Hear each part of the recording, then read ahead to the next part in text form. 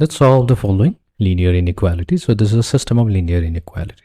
We'll label the first inequality as number 1 and the second is number 2. Let's begin with number 1. So here we have x minus 2 greater than 0. We have x greater than 2. And the second linear inequality, we have 3x less than 18. So here we want to make the coefficient of x 1. So that means we'll divide both sides with 3.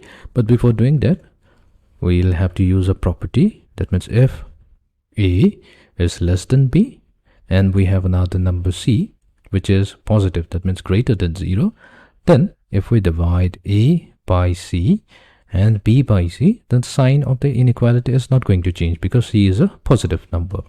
So in our case, we are going to divide 3x with 3 and 18 with 3, and the sign of the inequality is not going to alter. So here we have x less than 6. Now we'll try to find a solution which is common to both x greater than 2 and x less than 6.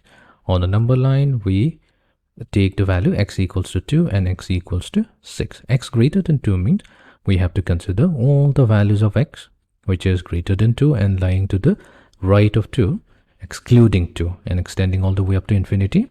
And x less than 6 means we'll consider all the values of x which is less than 6. That means lying to the left of x equals to 6 and extending up to negative infinity. Here x equals to 6 is excluded.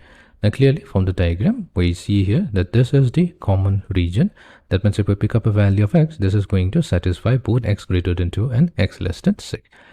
So if we write it in the interval form, then we have our solution starting from 2 and going all the way up to 6, and it's going to be enclosed within an open interval. That's because the endpoints, that is x equals to 2 and x equals to 6, are not part of the solution.